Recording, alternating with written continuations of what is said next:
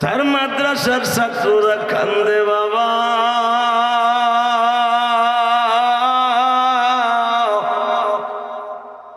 দশটা ছেলের মাথায় পাগড়ি দিলাম বাবা,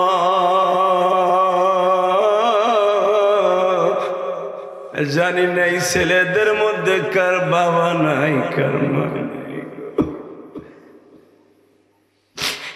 আমি জানি না কোন ছাত্রের বাবা অটো রিক্সা চালাইয়া তার হাফেজ বানাইলো,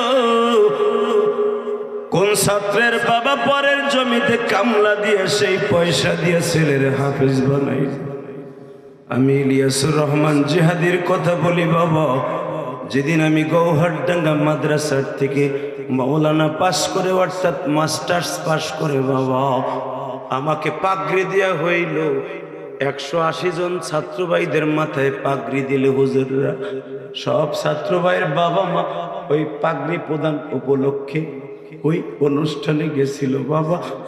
আজকে যার কথায় বয়ে বয়ে কাঁদতেছেন এই ইলিয়াসের পক্ষে কেউ যায় নাই গো।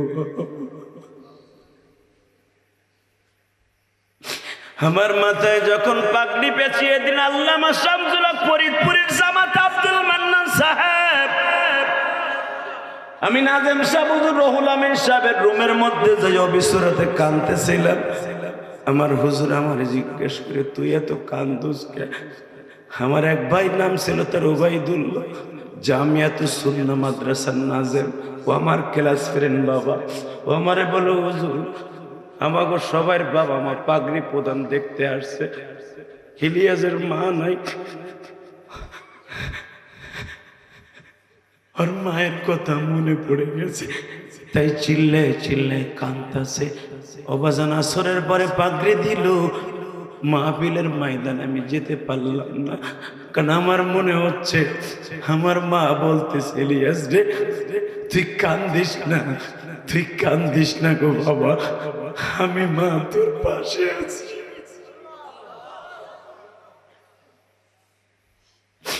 এ আমার পাবনা মিনপুরের বাইরা নভেম্বরের 3 তারিখ আমি দেখতাছি মুহতামিম সাহেব হুজুর কান্দে গো।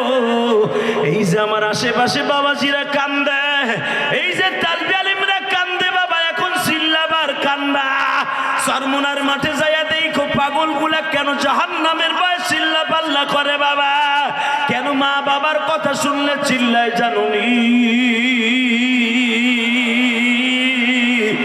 এরা আমার মওলার পাগল গো বাবা,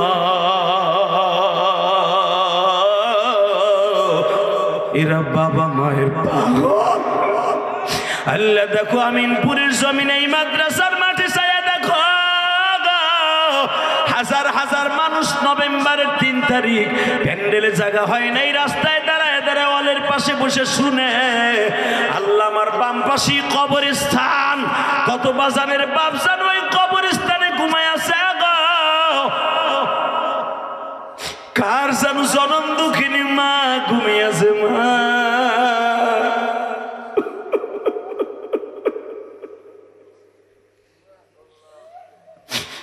আল্লাহ দেখো ওই যে চিল্লায় আর কান্দে যুবক চোখের পানি ফেলাই আমার মাওলার আসমানের দিকে দুইটা হাত উঠাই আল্লাহর একটা ডাক দাও, আল্লাহ করে ডাক দাও, ডাক দাও ভাই জোরে জোরে আল্লাহ করে ডাক দাও, ডাক দাও, ডাক দাও, ডাক দাও, ডাক দাও, ডাক দাও।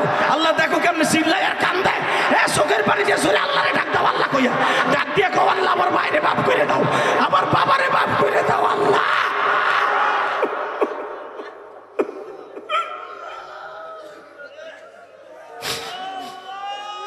আমার মারা মাফ কইরা দাও, এই যুবক চিল্লাইতে পারোস না? আমার বাবাকে মাফ কইরা দাও ওহে মালিক সাহেব, আমার মাকে দেহিকা রাখবে কবরে এমন মানুষ নাই, মাঝে আমার ছেড়ে গেছে অন্ধকার ঘরে, তুমি দেখা রাখো মা দুঃখিনী রে। দাও ডাক দাও, আল্লাহকে আর একটা ডাক দাও, ডাক দাও। নভেম্বরের 3 তারিখ দাও, ডাক দাও পাবনা আমিনপুরে ভাইরা। নভেম্বরের 3 তারিখ দাও না, আল্লাহকে জোরে একটা ডাক দাও, ডাক দাও, গলা ফাটে একটা ডাক দাও, আল্লাহ কইয়া ডাক দাও। ডাক দিয়ে দেখো কত মজা লাগে। এক গুনাহ করতে লাগবে 60 বছর 70 বছর, আমার মাওলার মাফ করতে লাগবে 1 সেকেন্ড টাইম। তুমি মাফ করবা না আল্লাহ, তুমি মাফ করবা না, তুমি মাফ করো না, এরা গরিব মানুষ, মাফ করে দাও না। এগো বেশি টাকা নাই যে দান করে এরা তোমারে কিনবে, আল্লাহ এগো বেশি ক্ষমতা নাই যে তোমারে ইবাদতের বাহাদুরি নাই তোমারে বলতে পারবে। এদের 2 ফোঁটা পানি আছে, তোমার একটা ডাক দিছে, দাও না, মাফ করে দাও না আল্লাহ, দাও দাও আল্লাহ, মাফ করে দাও না আল্লাহ, দাও। বাবা আমি না কইছিলাম কবে ডাক কবুল হয়ে যাবে, আপনি নিজেও জানেন না। জুনাইদ বাহাদুরি দেখাইস না, তুই ভাবছস এই জুনাইদ তুই ক্ষমতার দাপড় দিয়ে আমারে আজকে কুস্তির মাঠে হারায় দিবি না। আন্নাল কুওয়াতা লিল্লাহি জামিআ, সর্বময় ক্ষমতার মালিক আল্লাহ। আগামীকালকে কুস্তির মাঠে তোর সাথে জয় পরাজয়ের খেলা হবে, কিন্তু মাথায় রাখবি জুনাইদ আমি কিন্তু রসুলের বংশের মানুষ। হয় নাই সাধারণ, আমি আপনাকে দেখাই দিই, রসুলের একটা বংশের মানুষ যদি আপনাকে আমিন করে এই মাদ্রাসায় আসতো, আমার বাজান দরকার হয় স্বর্ণ বিষয় হইলো মাদ্রাসায় চান্দা দিত। হুজুরের স্পেশাল হেলিকপ্টারে যত টাকা লাগে আনতে আমরা চান্দা উঠাবো, হুজুর এটা আনেন। আওলাদের রাসূল যখন তারে আনেন, ঠিক না বেটি? আরশাদ মাদানী যখন আমাদের দেশে আসে,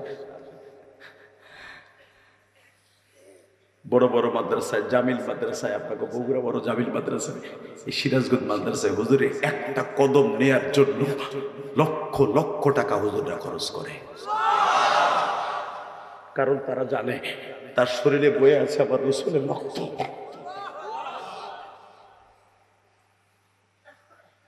জুনাইদ ক্ষমতার বাহাদুরি দেখাইস না, আগামীকালকা তোর সাথে কুস্তির মাঠে দেখা হবে, আমি কিন্তু রসুলের বংশের মানুষ।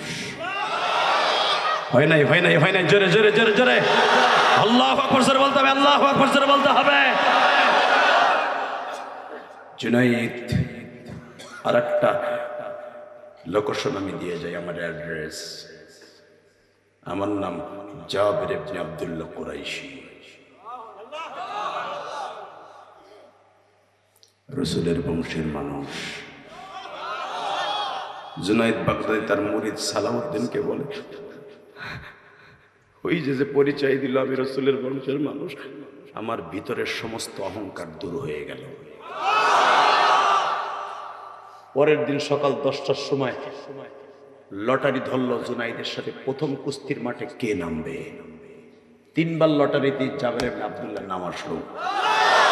জোরে জোরে জোরে জোরে জোরে। রসুলের স্বপ্নে দেখার নিয়ত নাই, তাড়াতাড়ি চোখের পানি রেডি করেন। রসুলের বংশের মানুষকে ভালোবাসলে সে যেন রসুলকে ভালোবাসে। আল উলামা ওয়ারাসাতুল আম্বিয়া, যারা আলেমদেরকে ভালোবেসে চেয়ে থাকে এই চোখ দিয়ে মরার আগে নবীকে দেখতে পারবে, নবীকে দেখতে পারবে, নবীকে দেখতে পারবে, নবীকে দেখতে পারবে। এই কাম চ্যালেঞ্জ করে বলে, আলেমদের দিকে যারা টেরা নজরে তাকাবে বেঈমান হইয়া কুত্তা বিলাই হইয়া মরবে। কষ্ট হয়। 5 মিনিট আমার দিক তাকায় থাকবে না, কোনো দিকে চোখটা ঘুরবে না, রাস্তায় বোমা পড়লেও চোখ দিক যাবে না, আমার দিক থাকবে। রেডি? তাহলে বোঝা যাবে আলেমকে আপনি সম্মান করছেন, ভালোবাসছেন। যার কথায় চোখে পানি আসে মনে করতে হবে তার কোনো না কোনো আমল আল্লাহর কাছে যেভাবে হোক যায়, আপনি জানেন না। কারণ আপনি এত বড় কঠোর দিলের মানুষ, আপনার দিল গালাইয়া তার কথার দ্বারা রব্বে কারীম ইন্না মিনাল বায়ানি লা সাহরান, বয়ান এমন একটা ভয়ঙ্কর জিনিস, রাসূল বলেছেন ভয়ঙ্কর জাদুর চাইতে বেশি ভয়ঙ্কর হলো বয়ান। জাদুতে মানুষের কান্দাইতে পারে না, বয়ানে মানুষকে কাঁদাইতে পারে। কথা বলেন না কেন? রাসূল বলে গেছেন। আর বয়ানের কথা আল্লাহ পড়ে বলছে আল্লামাহুল বায়ান। আমি সবাইকে বয়ান শিক্ষা দেই না, আমি বয়ানের এলেম মাত্র 1000 মানুষের মধ্যে একজনকে দান করি।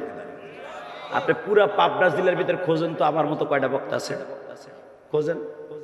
তাহলে আবার আমার গঞ্জান জ্ঞান তাহলে বোঝা গেল কোটি মানুষের ভিতরে একজনকে আল্লাহ ওই যোগ্যতা দান করে, যার কথা আলেমও কান্দে, জাহেলও কান্দে, তালবে ইলমও কান্দে, মাদ্রাসার মুফাসসির কান্দে।